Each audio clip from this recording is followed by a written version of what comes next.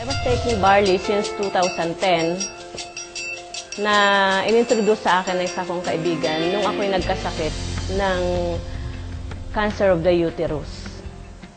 In 2010, August, that was August 25, nang bigla ho akong nag-bleeding na hindi ko alam kung bakit dahil hindi ko naman alam kung may diferensya ako o wala. Then, nung ako'y pumunta sa doktor, nalaman na meron akong tumor sa uterus. Okay, so, habang piniprepare ako for operation, habang ako'y kiniklearance ng mga laboratories, it takes 1 week.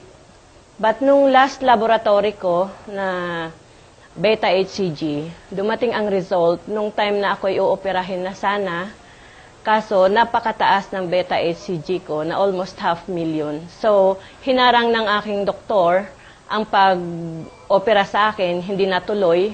So, instead na operation, ay nag-take ako ng chemotherapy. On my first session ng chemotherapy, marami ring nakaalam na ako ay may cancer na. So, mas mabilis pa sa cancer din kumalat ang balita sa mga kaibigan, kamag-anak. So, ang daming dumating sa amin na mga ino-offer nila ng mga food supplements. Ito magaling si ganito, magaling yung ganito, nakakagaling ng cancer. So, I tried those. Marami akong na-tried nung first session.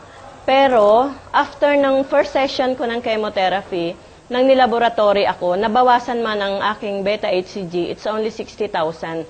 So, natuwa ang doktor, pero ako hindi masyado kasi gusto kong gumaling agad. Nag-introduce na sa akin ng green barley. Ngayon, hindi na ako naniniwala sa mga food supplement dahil makulit yung nagdala sa akin.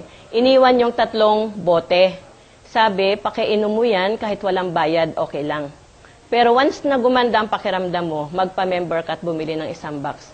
Sabi ko, di sige.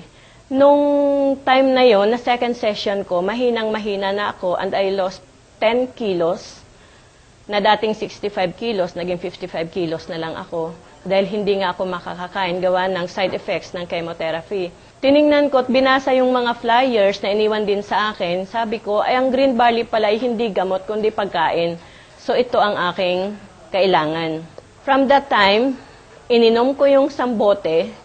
Ang ganda ng naging effect sa akin dahil hindi na ako nanginginig, hindi ako nahihilo, hindi na ako nagsusuka na side effects ng chemotherapy. So, tinuloy-tuloy ko yon habang ako ay nag-chemotherapy.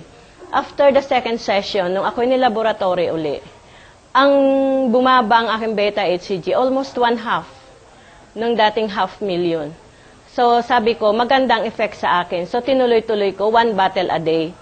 Then, after 14 bottles, bigla akong dinugo. Nung ako'y dinugo ng time na yon, nandun ako sa bahay with pain, napakasakit. Tapos, bumabaha ako noon ng dugo sa kwarto namin. Pero, I decided that time, alam ko namang dying na ako. So, sabi ko, hindi ako magpapadala sa hospital. Sabi ko sa bahay na, come what may, doon lang ako sa bahay. Kung pagagalingin ako ng Diyos, kahit sa hospital ako, gagaling ako. Pero kung kukunin na niya ako, kahit sa hospital man ako, kaysa bahay, talagang mawawala ako. So, that time, nung ako'y talagang oozing na ang dugo ko at ako'y bumabaha na ng dugo at ang pain ko, nag-lockjaw na ako, lumuhod po ako ng time na yun.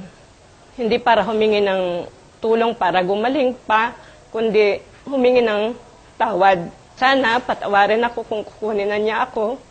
Wala naman akong magagawa. Then, inihabilin ko mga anak ko.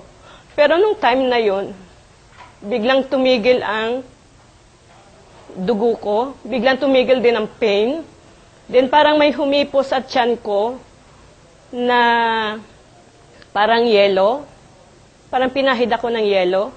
Then biglang tumigil ang kirot.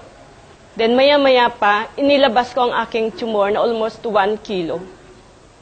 Para ko siyang ipinanganak. So, dinala ko kinabukasan yon sa aking oncologist. Pinakita ko sa kanya. Sabi niya, saan ba galing to? Sabi ko, Dok, yan ho, inilabas ko kagabi. Ang sabi niya sa akin, ba't hindi mo ako tinawagan? Sabi ko, Dok, you are the highest paid doctor in town. Wala ho akong ibabayad sa inyong professional fee. Kung ako'y dadalhin sa ospital, kasi po, chemotherapy pa lang ho, ay napakalaki na ng binabayaran ko sa inyo. Wala na ho akong pera. So, nung time na yun, sabi niya, this is miracle. Kasi ang tumor ay inoopera, then kinekemo. Pero sa'yo, lumabas. And this is it. This is your tumor. So lahat ho yun, the following day may lumabas pa ho, na parang mga atay ng manok, mas marami pa.